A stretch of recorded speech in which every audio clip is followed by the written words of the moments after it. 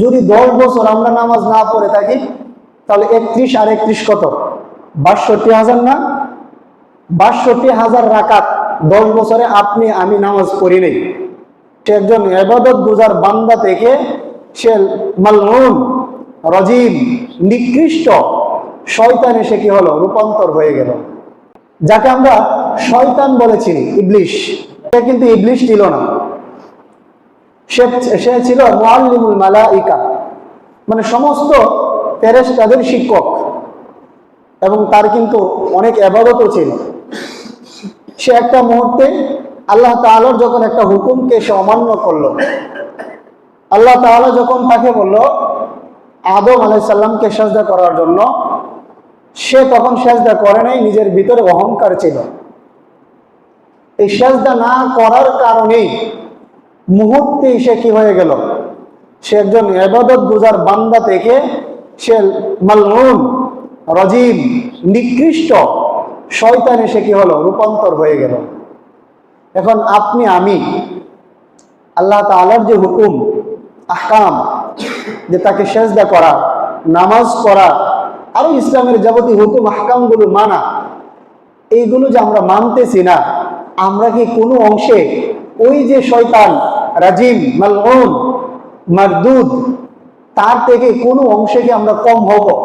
প্রত্যেকদিন ফরজ নামাজ 17 রাকাত, প্রতিদিন ফরজ নামাজ যদি আপনি হিসাব করেন, ফজরের 2 রাকাত, সুন্নত বাদে জোহরের 4 রাকাত, কত?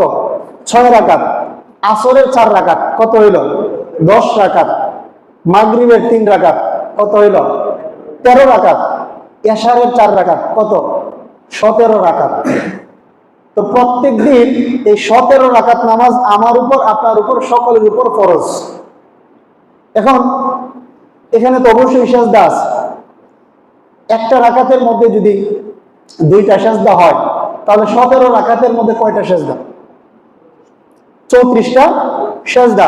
তাহলে আপনি আমি যারা নামাজ পড়ি না, প্রত্যেকদিন আল্লাহ তাআলার এই 34টা সিজদা অমান্য করলাম।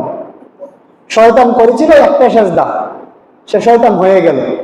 আর আপনি আমি সারাদিন কয়টা করি না?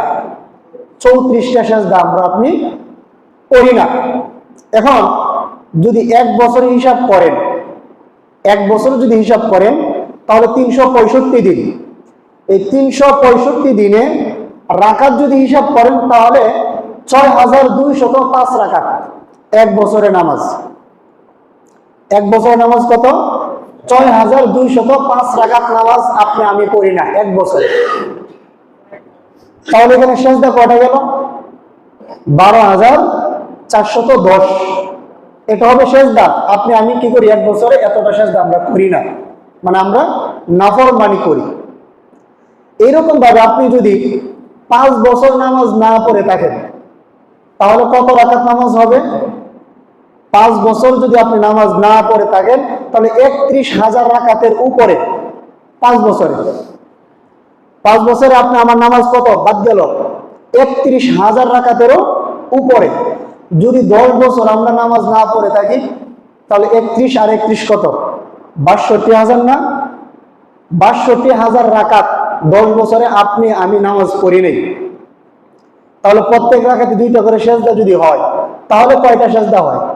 যদি 60,000ও ধরেন, তাহলে তো 1,20,000 সিজদা আমরা দেই নাই। যদি আপনার জীবনে 20 বছর নামাজ না পড়ে থাকেন, তাহলে কত হবে? মিনিমাম 1,20,000 রাকাত নামাজ আমরা পড়ি নাই 20 বছরে। এইরকম সংখ্যা তো কম হবে না, অনেক হবে। যে 5 বছর নামাজ পড়ি নাই, 1 বছর নামাজ পড়ি নাই, 10 বছর নামাজ পড়ি নাই, 20 বছর নামাজ পড়ি নাই। এমনও মানুষ আছে 40 বছর, এমনকি 60 বছর পর্যন্ত নামাজ পড়ে না। তাহলে এরকম ভাবে আপনি হিসাব করেন, আপনার জীবনে কত হাজার রাকাত, কত লক্ষ রাকাত আপনি নামাজ পড়েন নাই। এটা কিন্তু ফরজ, সুন্নতের কথা এখানে আসে নাই, নফলের কথাও না, তাহাজ্জুদের কথাও না, জাস্ট ফরজ, যেটার হিসাব অবশ্যই হবে। তাহলে আপনি আমার জীবনে কত শত রাকাত নামাজ আমরা পড়ি নাই, কত সিজদা আমরা দেই নাই। তাহলে শয়তান যদি একটা সিজদা না দেওয়ার কারণে তার সে মুআল্লিমুল মালাইকা থেকে যদি সে মালউনে পরিণত হইতে পারে, তাহলে আপনি আমার জায়গা কোথায় হওয়া উচিত? মানে কোন জায়গাতে আমাদের মর্যাদা যাওয়া উচিত? আপনি আমি কোন পর্যায়ে আছি? এখন আমরা যারা আমাদের নামাজ এরকম হয়ে গেছে, ভুল হয়ে গেছে, শয়তানের ধোঁকায় পড়ে, শয়তান তার দলকে ভারী করার জন্য, বড় করার জন্য আপনি আমাকে উৎসাহ দিয়ে গুমের বান দেখায় বা অন্য কোনো কাজের মহব্বত আপনার আমার ভিতরে ঢুকাই দিয়ে নামাজ আমরা পড়লাম না। এখন আমরা জানলাম, ধরেন আজকে আমরা কি করলাম, জানলাম যে আমাদের জীবনে এত এত রাকাত। আপনি হিসাব করেন, আপনি যদি 10 বছর নামাজ না পড়ে থাকেন, তাহলে আপনার হিসাবে 62,000 রাকাত আছে ফরজ। যদি 15 বছর না পড়ে থাকেন, 20 বছর না পড়ে থাকেন, হিসাব করবেন। এটাই তো মুসলমানের কাজ। যখন ভুল হয়ে যাবে, ভুল হওয়ার পরে যখন সে তওবা করে, সে যখন ফিরে আসতে চায়, আল্লাহ তাআলা তাকে কি করেন? সাহায্য করেন, এবং আল্লাহ তাআলা এটাকে ভালোবাসেন। তো আমি এই যে জানলাম, জানার পর অবশ্যই ফিরে আসতে হবে। আমরা অনেক সময় মাঝে মধ্যে কি করি, বিভিন্ন ফজিলতপূর্ণ দিনে, যেমন আজকে শুক্রবার, আজকের দিনটা অনেক ফজিলতপূর্ণ, বা অনেক সময় আমরা কি করি, আমাদের মন মানসিকতা ভালো থাকলে মসজিদে আসি, বা আমাদের ঘরে পবিত্র জায়গা থাকলে, নিজেদের মন মানসিকতা ভালো থাকলে অনেক সময় নামাজ পড়ি। অনেক সময় আমরা নফলও কিন্তু আমরা পড়ি। এখন ফরজ যদি আমার না থাকে, তাহলে নফল পড়লে কিন্তু তত বেশি কাজ হবে না। নফল পড়লে আপনার হবে, সব অবশ্যই হবে, যেহেতু আল্লাহর কাজ। কিন্তু যেটার জন্য আল্লাহ তাআলা আমাদেরকে ধরবেন, ফরজ নামাজ, ওই ফরজ নামাজটা আমাদের পড়তে হবে। কিভাবে পড়ব? আপনি তো জানেন যে আপনার জীবনে কত রাকাত নামাজ হইতে পারে, একটা আনুমানিক আছে। কিন্তু আপনি নিয়ত করবেন যে আমার জীবনে সর্বপ্রথম যে ফজরের নামাজটা কাজা হয়েছিল, ওই নামাজের নিয়ত করলাম। সর্বপ্রথম যে ফজরের নামাজ কাজা হয়েছে, ওই নামাজের কি করলাম? নিয়ত করলাম। কোন সময় করবেন? যখন আপনি নফল করবেন, নফল না পড়ে নফলের জায়গাতে এইটা করবেন। তাহলে হবে কি, আপনার ফরজটা কিন্তু কিছুটা ঘাটতি পূরণ হবে। এইরকম করতে করতে যখন আপনার 10 বছর 20 বছরে ওই যে জমানো যে কাজা নামাজ, এটা যখন শেষ হবে, তখন কি করবেন? তখন লাগাতার নফল পড়বেন, ওই ঘাটতিগুলো পূরণ হওয়ার জন্য। এখন আপনি ঘাটতি পূরণ করার জন্য যদি নফলই পড়েন, ওই ফরজের যদি কাজাগুলো না পড়েন, তাহলে ঘাটতি পূরণ হবে কি? আপনার তো আসল একটা জিনিস থাকতে হবে। আসল জিনিসের ঘাটতি পূরণ করা যায়।